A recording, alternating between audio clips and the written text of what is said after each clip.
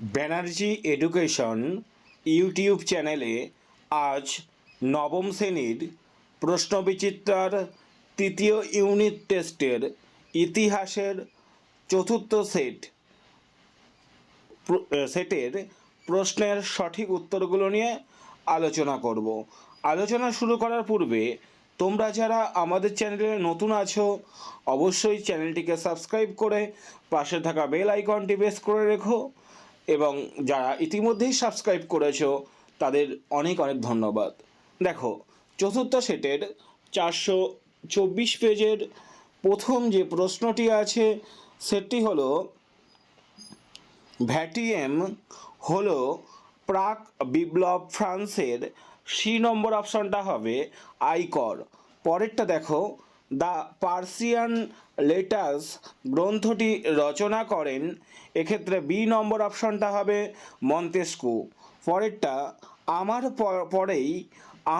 পরেই মহাপ্রলয় আসবে উক্তিটি করেন, এরটা হবে পঞ্চদশ লুই। পরেরটা দেখো, তৃতীয় এস্টেটের প্রতিনিধিরা টেনিস কোর্টে শপথ নেন 1789 খ্রিস্টাব্দের, এ নম্বর অপশানটা ঠিক হবে 20 জুন। পরেরটা দেখো, কনফেডারেশনস অফ দ্য রাইন গঠিত হয়, বি নম্বরের অপশানটা ঠিক হবে 1806 খ্রিস্টাব্দে। পরেরটা দেখো, ফরাসি বিপ্লবের অগ্নিময় তরবারি বলা হয়, সি নম্বর অপশনটা ঠিক হবে নেপোলিয়নকে। পরেরটা দেখো, ফরাসি সমাজের বাইবেল বলা হয়, সি নম্বর অপশনটা ঠিক হবে কোড নেপোলিয়নকে। পরের প্রশ্ন, ভিয়েনা সম্মেলনের সূচনা হয় কত খ্রিস্টাব্দে, সি নম্বর অপশনটা ঠিক হবে 1815 খ্রিস্টাব্দে। পরেরটা দেখো, প্রথম আন্তর্জাতিক সম্মেলনের স্বীকৃতি পায়, বি নম্বর অপশনটা ঠিক হবে ভিয়েনা। পরেরটা, সেন্ট হেলেনা দ্বীপে নির্বাসিত হন, এ নম্বর অপশনটা ঠিক হবে নেপোলিয়ন। পরেরটা দেখো, অষ্টাদশ শতকে ফ্রান্স ছিল একটি, বি নম্বর অপশনটা ঠিক হবে কৃষি নির্ভর দেশ। পরেরটা দেখো, চীনে মুক্তদার নীতি ঘোষণা করেন, সি নম্বর অপশনটা ঠিক, ডি নম্বর অপশনটা ঠিক হবে মার্কিন যুক্তরাষ্ট্র। পরেরটা দেখো, সর্বপ্রথম শিল্প বিপ্লব ঘটেছিল, এ নম্বর অপশনটা ঠিক হবে ইংল্যান্ডে। পরেরটা দেখো, কোন দেশ মিশরে সুয়েজ খাল খনন করেছিল, এ নম্বর অপশনটা ঠিক হবে ফ্রান্স। পরেরটা দেখো, এশিয়াবাসীদের জন্য এশিয়া এই স্লোগান কোন দেশের, বি নম্বর অপশানটা ঠিক হবে জাপানের। পরেরটা দেখো, পার্ল হারবার এর ঘটনা ঘটেছিল 1941 খ্রিস্টাব্দের, বি নম্বর অপশানটা ঠিক হবে 7ই ডিসেম্বর। পরেরটা দেখো, রোম বার্লিন টোকিও অক্ষ চুক্তি স্বাক্ষরিত হয়, বি নম্বর অপশানটা ঠিক হবে 1937 খ্রিস্টাব্দের 6ই নভেম্বর। পরের প্রশ্নটি দেখো, জাতিপুঞ্জের সদর দপ্তর কোন শহরে অবস্থিত, উত্তর হবে বি নম্বর অপশানটা নিউ ইয়র্কে। পরেরটা দেখো, ইয়াল্টা সম্মেলন অনুষ্ঠিত হয়েছিল, ডি নম্বর অপশানটা ঠিক হবে 1945 খ্রিস্টাব্দে। পরেরটা দেখো, সম্মিলিত জাতিপুঞ্জের বর্তমান মহাসচিব হলেন, ডি নম্বর অপশনটা ঠিক হবে অ্যান্টোনিও গুতারেস। এবার আমরা বিভাগ ক্ষয়ের উত্তরগুলো দেখব। বিভাগ ক্ষয়ের প্রথম প্রশ্ন আছে, কোন রাজবংশের রাজত্বকালে ফরাসি বিপ্লব হয়েছিল, উত্তর হবে বুরবু রাজবংশের রাজত্বকালে ফরাসি বিপ্লব হয়েছিল, বুরবু রাজবংশ। পরেরটা দেখো, ইয়ং ইটালি দলকে গঠন করেন, উত্তর হবে জোসেফ ম্যাৎসিনি। পরেরটা দেখো, জাতিসংঘের জনক কাকে বলা হয় বা কে, উত্তর হবে উড্রো উইলসন। পরেরটা, তৃতীয় বিশ্ব কথাটি কে প্রথম ব্যবহার করেন, ফ্রান্সিস ফ্যানন। এবার আমরা ঠিক ভুলগুলো দেখে নেই। প্রথম আছে, লেতর দ্য ক্যাসে নামে গ্রেপ্তারি পরোয়ানার সাহায্যে বিনা বিচারে যে কোনো ফরাসি নাগরিককে কারারুদ্ধ করা যেত, এটা কিন্তু সত্য হবে। পরেরটা দেখো, কার্বোনারি দলের আদর্শ ছিল ঐক্যবদ্ধ ইটালি, এটা মিথ্যা হবে। পরের প্রশ্ন, চার্চিল জাপানের প্রধানমন্ত্রী ছিলেন, এটিও মিথ্যে হবে। পরেরটা, জাতিপুঞ্জের সবচেয়ে গুরুত্বপূর্ণ সংস্থা হলো নিরাপত্তা পরিষদ, এটি সত্য হবে। এবার স্তম্ভ মেলাগুলো দেখো, প্রথম ক স্তম্ভে আছে বাস্তিল দুর্গের পতন, এটা খ স্তম্ভের ডিএটটা হবে 14 জুলাই 1789 খ্রিস্টাব্দ। ক স্তম্ভে আছে ফরাসি বাহিনী, এটা খ স্তম্ভে সিএটটা হবে গ্র্যান্ড আর্মি। ক স্তম্ভে আছে কমিউনিস্ট ম্যানিফেস্টো, খ স্তম্ভে বিয়েরটা হবে কার্ল মার্কস। পরেরটা দেখো, হিরোশিমা ও নাগাসাকি, খ স্তম্ভে এরটা হবে জাপান। এবার আমরা বিবৃতিগুলো দেখে নেব। প্রথম বিবৃতি আছে দেখো, ফরাসি বিপ্লবের প্রাক্কালে ফ্রান্সের রাজবংশ শূন্য হয়ে পড়ে। ব্যাখ্যা, সিএরটা ঠিক হবে। ফরাসি রাজপরিবারে বিলাসিতা, যুদ্ধনীতি, ঋণনীতি ইত্যাদির জন্য। পরেরটা দেখো, জার দ্বিতীয় আলেকজান্ডারকে মুক্তিদাতা জার বলা হয়। ব্যাখ্যা, বিয়েরটা হবে মুক্তির ঘোষণার মাধ্যমে তিনি রাশিয়ায় ভূমিদাসদের মুক্তি দেন। পরেরটা দেখো, শিল্প বিপ্লব সর্বপ্রথম ইংল্যান্ডে শুরু হয়। ব্যাখ্যা, এরটা ঠিক হবে। বেশ কিছু প্রাকৃতিক সুযোগ সুবিধা ইংল্যান্ডে শিল্প বিপ্লব ঘটাতে সাহায্য করেছিল। পরেরটা দেখো, দ্বিতীয় বিশ্বযুদ্ধের শেষে মার্কিন যুক্তরাষ্ট্র ও সোভিয়েত রাশিয়ার মধ্যে ঠান্ডা লড়াই শুরু হয়। ব্যাখ্যা, বিয়েরটা হবে নিজ নিজ স্বার্থ রক্ষার জন্য উভয় রাষ্ট্রের সংঘাত অনিবার্য ছিল। এবার আমরা বিভাগ গয়ের 2 নম্বর মার্কসের প্রশ্নের উত্তরগুলো চলো দেখে নিই। প্রথম প্রশ্ন, ফ্রান্সে প্রথম সংবিধান কবে রচিত হয় এবং সংবিধানের রচনায় কে মুখ্য ভূমিকা নিয়েছিলেন? উত্তর, ফ্রান্সে প্রথম সংবিধান রচিত হয় 1789 থেকে 1791 খ্রিস্টাব্দে, এই 2 বছরের মধ্যে, এবং এই সংবিধান রচনায় মুখ্য ভূমিকা নিয়েছিলেন মুনিয়ের, বার্নাফ, মিরাবো, লাফায়েত, তালেরা প্রমুখ। পরেরটা দেখো, ফ্রান্সে অভিজাতরা কেন বিদ্রোহ করে? উত্তর, 16 লুই ফ্রান্সের অর্থ সংকট দূর করার জন্য বিভিন্ন পদক্ষেপ গ্রহণ করেন, যার মাধ্যমে ফরাসি অভিজাতদের বিশেষ অধিকারগুলি নষ্ট হয়ে যাওয়ার সম্ভাবনা দেখা দেয়। এই অবস্থায় 1788 খ্রিস্টাব্দে রাজা দেশের সমস্ত প্রদেশের পার্লামেন্ট মুলতবি করে অভিজাত সহ সকল সম্প্রদায়ের কাছ থেকে কর আদায়ের উদ্যোগ নিলে অভিজাতরা বিদ্রোহ ঘোষণা করে। পরের প্রশ্ন,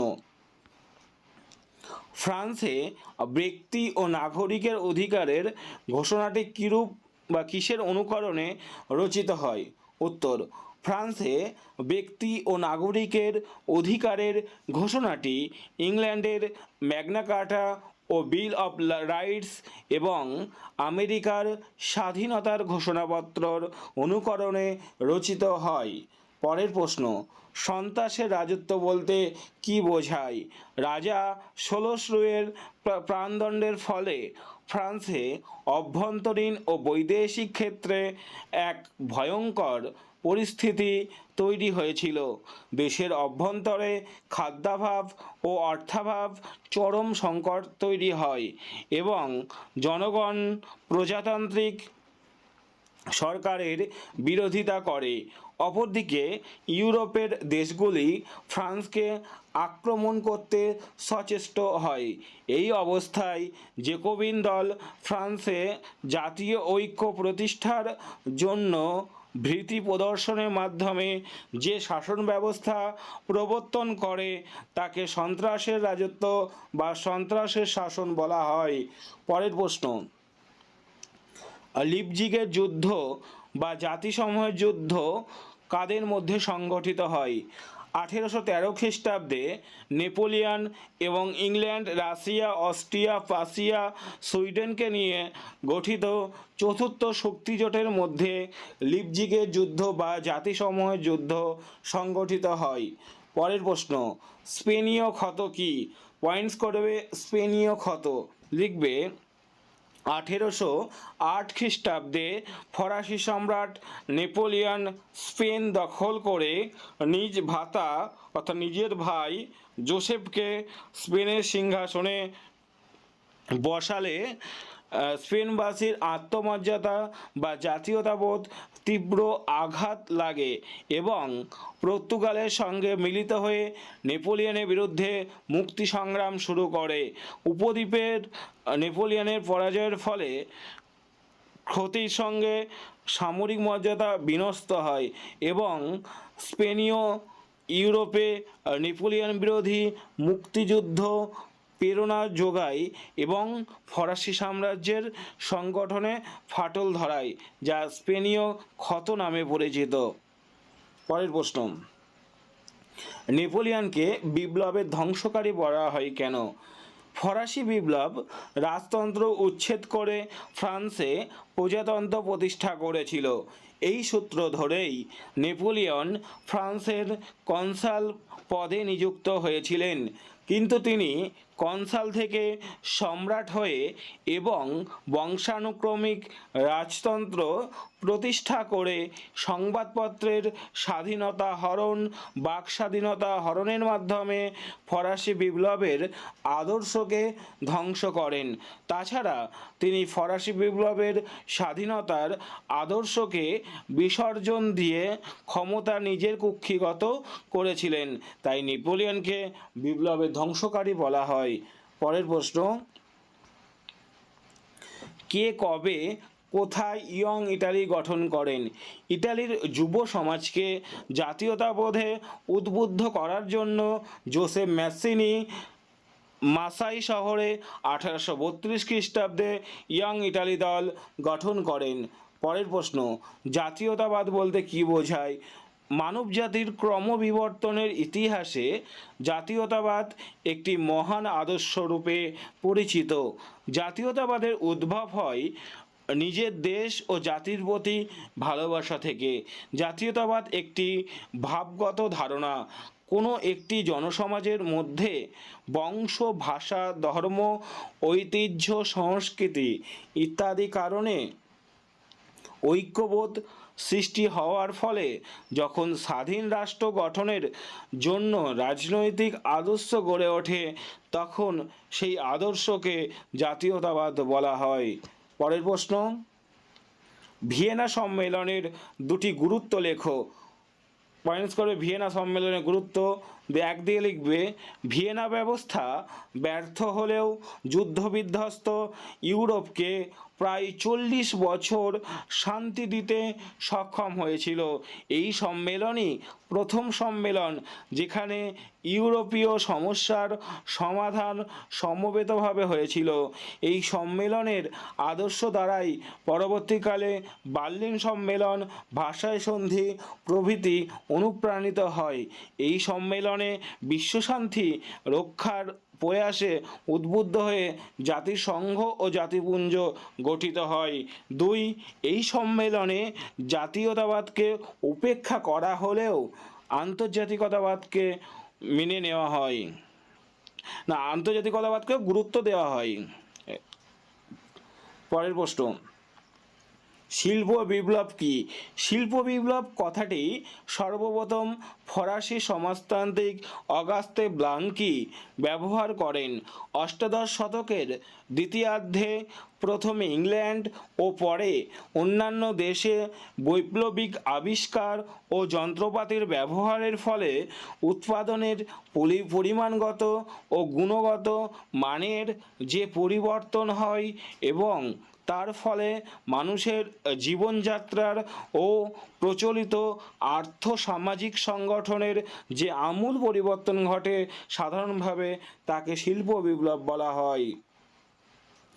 প্যারি কমিউন কি? প্যারি কমিউন বলে পয়েন্টস করবে, লিখবে ফ্রান্সের প্যারিস শহরে বিপ্লবী শ্রমিকরা 1871 খ্রিস্টাব্দে প্যারি কমিউন নামে একটি সংগঠন গড়ে তুলে প্যারিসের শাসন ক্ষমতা হস্তগত করে। এবার মূল উদ্দেশ্য বলে পয়েন্টস করবে। দেখ, প্যারিস নগরীর বিপ্লবী পৌর প্রশাসন পরিচালনা করা। 2, প্যারিসের গৌরব ও মর্যাদা বৃদ্ধি করা। 3, সমগ্র ফ্রান্সের ওপর আধিপত্য বিস্তার করা। এবার কাজ, রাষ্ট্র বা চার্চের নিয়ন্ত্রণে থেকে শিক্ষা ব্যবস্থাকে মুক্ত করা ও শ্রমিক কল্যাণের উদ্দেশ্যে বিভিন্ন সংস্কার সাধন করা। 2 মাস শাসন চালানোর পর কমিউনের হাত থেকে ভাষায় প্রজাতান্ত্রিক সরকারের ক্ষমতা কেড়ে নেয়। পরের প্রশ্ন, সেরাজোভা হত্যাকাণ্ড কি? 1914 খ্রিস্টাব্দের 28 জুন অস্ট্রিয়ার সিংহাসনের উত্তরাধিকারী যুবরাজ ফার্ডিন্যান্ড ও তার স্ত্রী সোফিয়া বসনিয়ার রাজধানী সেরাজোভা পরিদর্শনকালে জনৈক বসনিয়া যুবক ব্ল্যাক হ্যান্ড দলের সদস্য গ্যাব্রিয়েলো প্রিন্সেপ কর্তৃক নিহত হন। এই ঘটনা সেরাজোভা হত্যাকাণ্ড নামে পরিচিত। এই ঘটনাকে কেন্দ্র করেই ইউরোপে 2টি শিবিরে বিভক্ত হয়ে যায় এবং প্রথম বিশ্বযুদ্ধের সূচনা হয়। পরের প্রশ্ন, মিউনিক চুক্তি কাদের মধ্যে স্বাক্ষরিত হয়? মিউনিক চুক্তি স্বাক্ষরিত হয়েছিল ইংল্যান্ডের প্রধানমন্ত্রী চেম্বারলেন, ফ্রান্সের প্রধানমন্ত্রী দালাদিয়ের, ইতালির মুসোলিনি এবং জার্মানির হিটলারের মধ্যে। এই চুক্তি মুসোলিনির উদ্যোগে স্বাক্ষরিত হয়েছিল। পরের প্রশ্ন, হেরেনবগ তত্ত্ব কি? এই কোশ্চেনের অ্যান্সারটা আমরা যখন পূর্ববর্তী সেট আলোচনা করেছি সেখানে বলে দিয়েছি, তোমরা আগের সেটটি দেখে নিতে পারো এই প্রশ্নের উত্তরের জন্য। পরের প্রশ্ন, আটলান্টিক সনদ কি? উত্তর, 1941 খ্রিস্টাব্দের 9 আগস্ট মার্কিন রাষ্ট্রপতি রুজভেল্ট ও ব্রিটিশ প্রধানমন্ত্রী চার্চিল আটলান্টিক মহাসাগরে প্রিন্স অফ ওয়েলস নামে এক যুদ্ধজাহাজে গোপন বৈঠকে যোগ দেন এবং যুদ্ধের সময়কালে বিশ্বশান্তি প্রতিষ্ঠা ও জাতির আত্মনিয়ন্ত্রণের অধিকার সম্পর্কে একটি ঘোষণা প্রকাশ করেন। এটি আটলান্টিক সনদ নামে পরিচিত। পরের প্রশ্ন, পরের 4 নম্বরের প্রশ্নগুলো আছে, ওগুলো তোমরা যদি উত্তর প্রয়োজন পড়ে আমাদেরকে কমেন্টস করে জানিও, আমরা তোমাদেরকে PDF দিয়ে দেবো। এবং আমাদের আলোচনা ভালো লাগলে অবশ্যই লাইক, কমেন্টস এবং চ্যানেলটিকে সাবস্ক্রাইব করে রেখো। ধন্যবাদ।